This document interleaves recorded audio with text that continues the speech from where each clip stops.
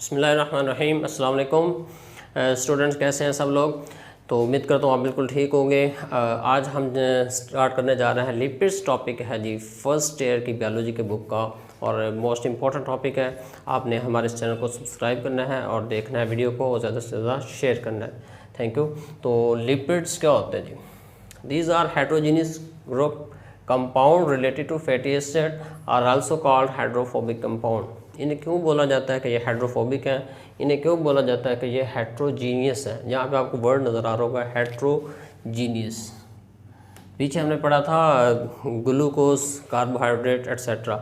उसमें क्या होता था, सिर्फ ग्लूकोज की रिंग होती थी, वो बढ़ती जाती थी और एक कॉम्प्लेक्स कंपाउंड बनते थे।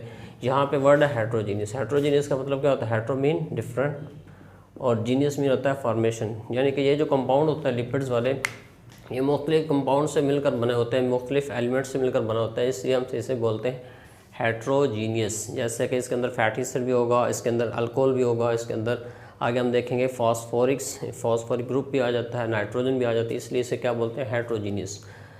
अब इसे एक और नाम देते हैं हाइड्रोफोबिक। हाइड्रो मीन वाटर होता है, फोबिक मीन दूर भागना, रन अवे, यानी कि एक बीमारियां भी कह सकते हैं, और हाइड्रो मीन वाटर यानी कि पानी से ही दूर भागने वाले कंपाउंड है जी। चलते हैं इसकी करैक्टरिस्टिक पर। इसके अलावा आपने इसमें डेफिनेशन में ये भी बताना है कि हैविंग कार्बन, हाइड्रोजन, ऑक्सीजन। इसके अंदर तीन चीज़ें जो मस्ट है वो होती हैं। कार्बन, हाइड्रोजन ज़्यादा होती है ऑलमोस्ट 80%, और जो ऑक्सीजन है इसका लेवल थोड़ा सा कम होता है 20%। और बाज़ औक़ात क्या होता है, समटाइम जो कंपाउंड इसके आगे आएंगे हम पढ़ेंगे फैक्सिस वगैरह, टर्पिनॉइड, फॉस्फोलिपिड, उसके अंदर नाइट्रोजन भी आ जाती है और फॉस्फोरस भी आ जाती है। तो बेसिकली इसके अंदर 5 कंपाउंड होते हैं। तो चलते हैं इसकी करैक्टरिस्टिक की तरफ। शार्ट क्वेश्चन के हवाले से सवाल आता है करैक्टरिस्टिक। तो lipids are insoluble in water but soluble in organic solvent. Organic solvent होते हैं जैसे कि ईथर होता है, बेंजीन होती है, इसके अंदर ये डिज़ोल्व हो जाते हैं, जबकि ये वाटर के अंदर इनसॉल्युबल है क्योंकि ये हाइड्रोफोबिक कंपाउंड है। और दूसरी तरफ जो वाटर होता है वो होता है पोलर कंपाउंड। वाटर क्या होता है? पोलर। और पोलर के अंदर सिर्फ पोलर चीज़ें डिज़ोल्व हो सकती हैं। तो जो लिपिड्स होते हैं ये बेसिकली क्या होते हैं? ये होते हैं इन पोलर। तो ये आप कह सकते हैं कि नॉन पोलर कंपाउंड है, इसलिए इसके अंदर डिज़ोल्व नहीं होते।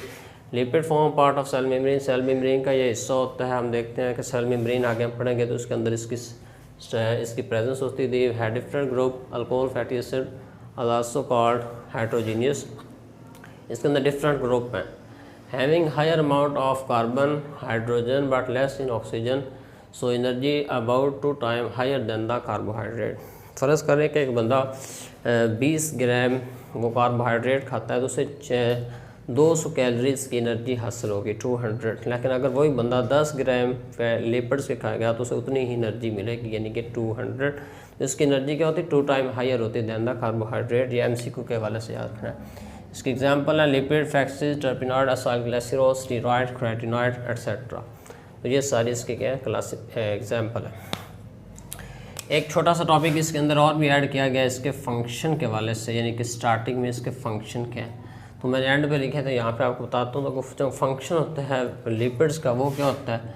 एक्ट एज बैरियर, यानी कि ये बैरियर के तौर पे काम करती है। जब ये सेल मेम्ब्रेन के अंदर है तो ये कुछ मालिक्यूल को रोक भी लेती है, इस तरह ये एक्ट एज बैरियर के तौर पे काम करती है।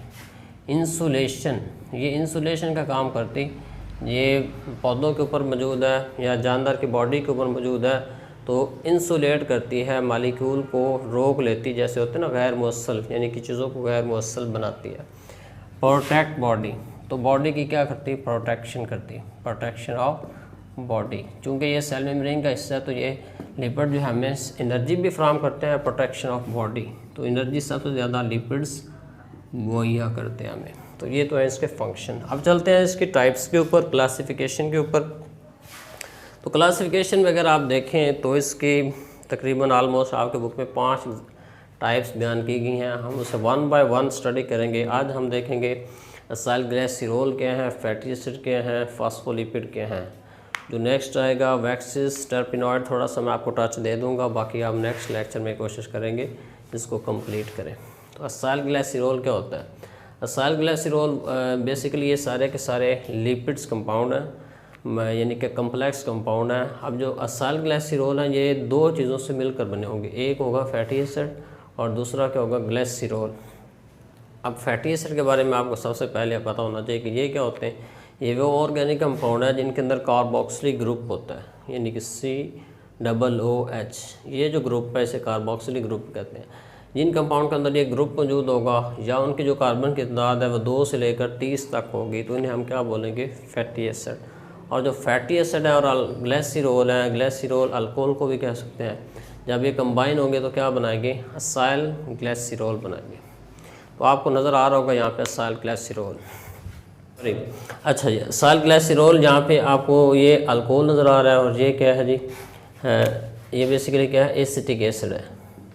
एसिटिक एसिड को हम दूसरा नाम देते हैं फैटी एसिड की टाइप है। और दूसरी तरफ ये क्या है, अल्कोहल है, जिसे हम जब ये दोनों कंबाइन होंगे तो क्या बनेगा, असाइल ग्लिसरॉल, एक कंपाउंड बनेगा। अब हमने एक और कंपाउंड आपकी बुक में गिवन है, ये इस पे लॉन्ग क्वेश्चन आया हुआ है तो आपने इसको अच्छी तरह देखना है। ट्राई असाइल ग्लिसरॉल, जैसे वर्ड है ट्राई, तो ट्राई क्यों कहा गया यहाँ पे कि इसके अंदर जो फैटी एसिड है वो होंगे 3, जबकि जो हमने यहाँ पे कंपाउंड बनाया है असाइल ग्लिसरॉल, ये मिलेगा तो एक कम्प्लेक्स कंपाउंड बनेगा जिसका नाम क्या है, ट्राई असाइल ग्लिसरॉल। तो यहाँ पे मैंने ड्रॉ किया, देखें आसान सा इसका डायग्राम है, RC+OH। ये जो 3 R वाले ये तीनों के तीनों क्या हैं, फैटी एसिड है। और अगर हम बात करें ये जो हमने यहाँ पे स्ट्रक्चर बनाई थी, यहाँ पे एक जो फार्मूला आपको नज़र आ रहा है असाइल ग्लिसरॉल, यहाँ पे वाटर रिलीज़ आउट हुआ था, जो OH ग्रुप रिलीज़ होगा यहाँ से, ये अल्कोहल से होगा, जबकि हाइड्रोजन जो है वो कहाँ से रिलीज़ आउट होगी, फैटी एसिड से।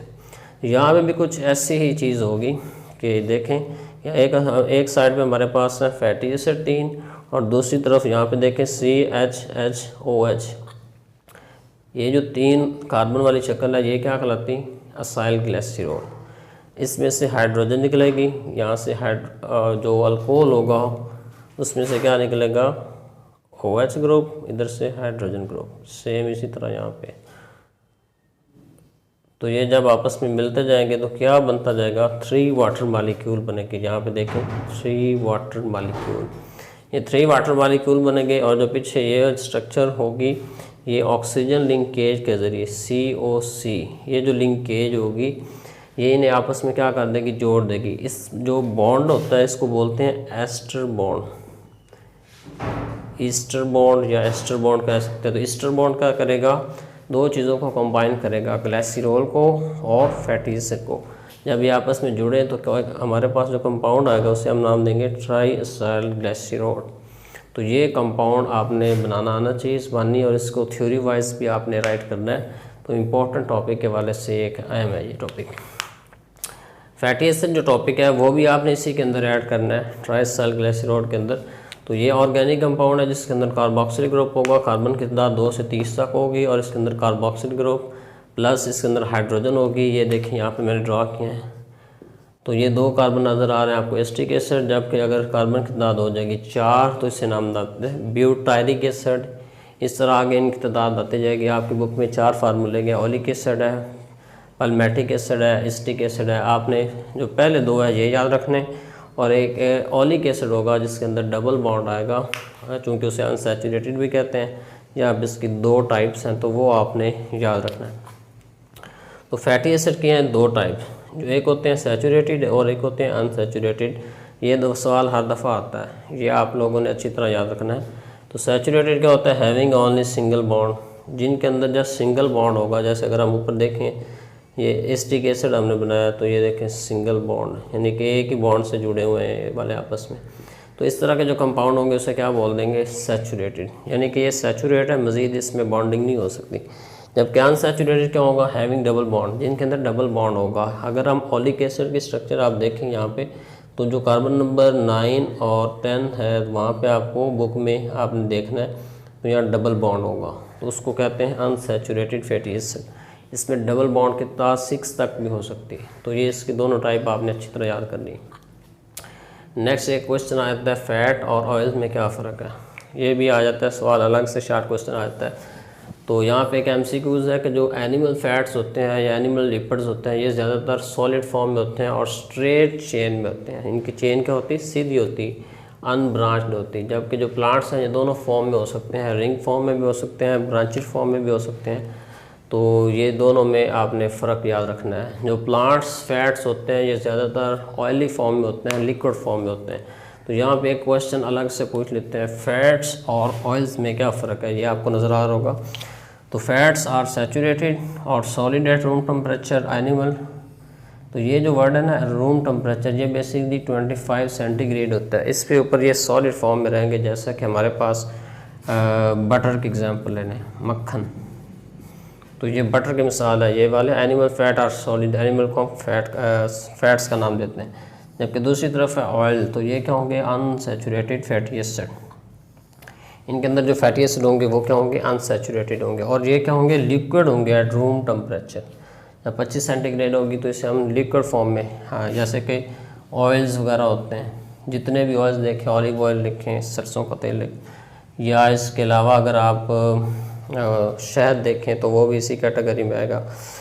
तो दूसरी तरफ है कि जो प्लांट्स के फैट होंगे वो ज़्यादातर क्या होते हैं, ऑयल्स होते हैं। तो ये MCQ के वाले से याद करना है। यहाँ पे एक MCQ होगा कि ग्रेविटी, जो लिपिड्स की ग्रेविटी होती है वो वाटर से लेस होती है। वाटर की होती है 1, जबकि जो लिपिड्स हैं इसकी कितनी है, 0.8। इसलिए ये डेंसिटी में या इनकी जो कसाफत है या जो इनकी ग्रेविटी है वो कम होगी, लिपिड्स की जो हजम कम घेरती हैं बानिस्बत किसके, वाटर के। जी हमारे इस टॉपिक का आखिरी हिस्सा है ऑलमोस्ट, वो है फास्फोलिपिड। तो फास्फोलिपिड जो 2 वर्ड हैं, लिपिड्स तो वही आ जाएंगे, ग्लिसरॉल है, फैटी एसिड है, जबकि साथ यहाँ पे फास्फोरिक ग्रुप आ गया। तो वो कंपाउंड जिसमें फास्फोरिक ग्रुप भी मौजूद होगा, जैसे यहाँ पे मैंने ड्रॉ किया है, ये जो स्ट्रक्चर है ये क्या है, फॉस्फेटिडिक एसिड किया है। तो फॉस्फेटिडिक एसिड क्या होते हैं, जिनके अंदर 3 कार्बन होंगे प्लस ये फास्फोरिक ग्रुप होगा, तो इसे हम नाम देते हैं फॉस्फेटिडिक एसिड। और ये जो कंपाउंड होंगे ये क्या कहलाएंगे, phospholipid. Phospholipid basically cell membrane का हिस्सा होता है, इसके अलावा बैक्टीरियल सेल के अंदर पाया जाता है, और ये एनर्जी का सोर्स भी है। फंक्शन मैंने आपको बता दिए, आपको वो टच दे देता हूँ। जो नेक्स्ट टॉपिक है वो हमारे हैं वैक्सीज और एक हैं टर्पिनॉइड। दोनों शार्ट क्वेश्चन है, इजी है, मुश्किल नहीं है। तो वैक्सीज क्या होते हैं, आउटर कवरिंग ऑफ लीव्स होती है, फ्रूट का छिलका होता है लीव्स की स्ट्रक्चर के ऊपर, या एक्सोस्केलेटन जो होता है इंसेक्ट का, उसके अंदर क्या होती है, वैक्सीज होती है। और जो वैक्सीन के अंदर अल्केन्स की तादाद होती है 25 से 35 कार्बन की अल्केन की एक चेन मौजूद होती है। और वैक्सीज का काम क्या होता है, इंसुलेशन, यानी कि जब फ्रूट गिरता है नीचे तो एब्रेसिव डैमेज से ये वैक्सीज उसे बचाती है, यानी नुकसान से बचाती है। जबकि दूसरी तरफ है टर्पिनॉइड। टर्पिनॉइड ऑर्गेनिक कंपाउंड है और ये एसोप्रीन यूनिट से मिलकर बने होते हैं।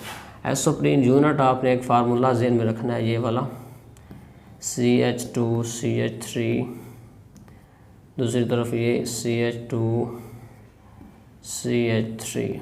ये जो है फार्मूला ये किसका मैंने बनाया है, एसोप्रीन यूनिट का।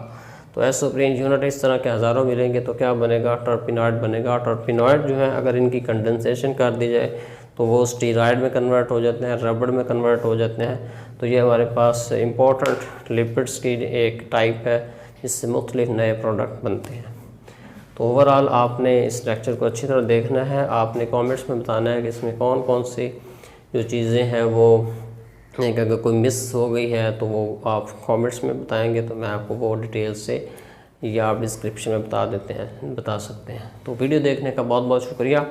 उम्मीद करता हूँ आपको आज का ये लेक्चर पसंद आएगा और आपने इस चैनल को सब्सक्राइब करना है, देखने का।